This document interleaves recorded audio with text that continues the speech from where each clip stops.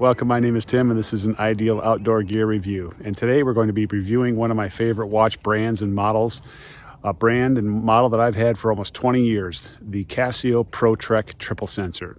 I'm an outdoorsman, and as an outdoorsman I do rely on the triple sensor when it comes to the barometer, the altimeter, the temperature, the compass, and I've used them on a number of occasions. The first time I actually got the triple sensor watch was back in the mid to late 90s when I was out hunting and got myself turned around out in the middle of a swamp on a cloudy day. And so at that point in time, it was a realization that I need a compass and I need to make sure that I know how to get out of these kinds of situations.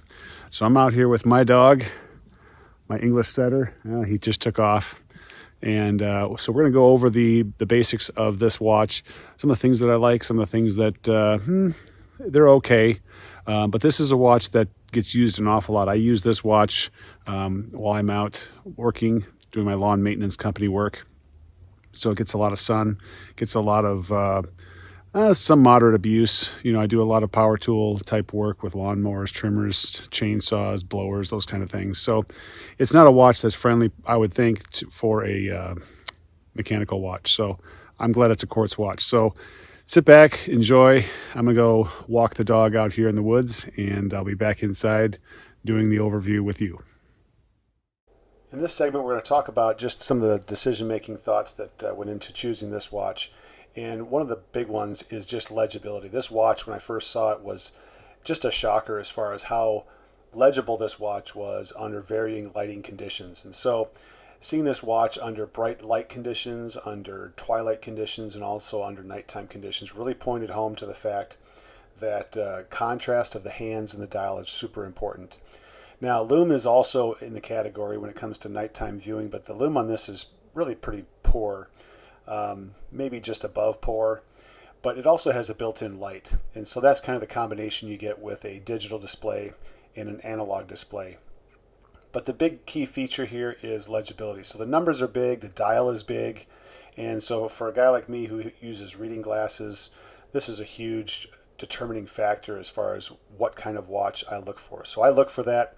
I also look for a clear, really nice crystal.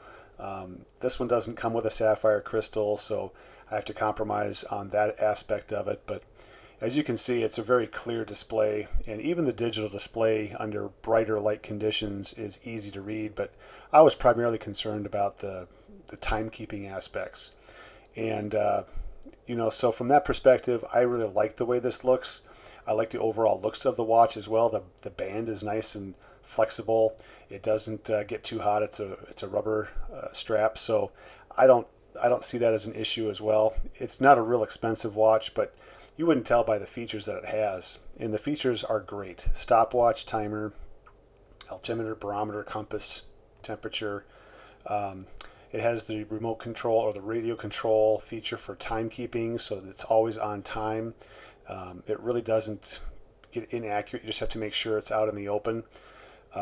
So all those things are great. You'll notice the hands move around as well, and there's a secondary dial by the 9 o'clock that tells you what function you have.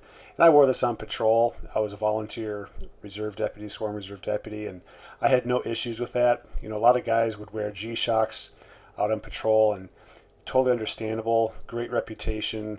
But I've just never found in the over 20 years that I've had these ProTreks, and I've put them through the ringer, that they were any less tough than a G-Shock. And you know, I've done quite a bit of things with it, and so I think it works out great. It also is very easy to maintain because it's solar, and there's really no maintenance involved as far as batteries go. So there you've seen a little bit of the overview of this watch, through the size, through some of the photographs, wearing it. You can see how it fits on my wrist. It fits pretty good. The dial is probably about as big as I can go. It's in the mid 40s when it comes down to the dial size. But what I like about that is the legibility and the visibility that that dial has in low light conditions or even full sunlight conditions. So when I'm looking at that dial in the full sunlight, I can see the hands really easily, the numbers really easily, because when you're wearing reading glasses, it's really important that you have a legible dial. The functions of the digital part of the watch, the stopwatch, timer, I use those quite a bit while I'm working. I have a lawn maintenance company, and so timing things, countdown timer, when it comes to applications and certain things, those are all important functions. So the partnership between the analog watch and the digital watch are really great. Plus it's a quartz watch. So when I'm doing things like using power tools, chainsaws, trimmers, blowers, mowers, all those kinds of things, I don't have to worry about the mechanical pieces maybe getting a little banged up on the inside. So I appreciate the quartz watch piece.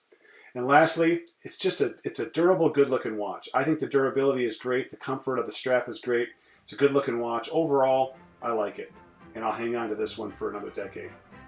So if you like this video, hang on. There'll be more coming out.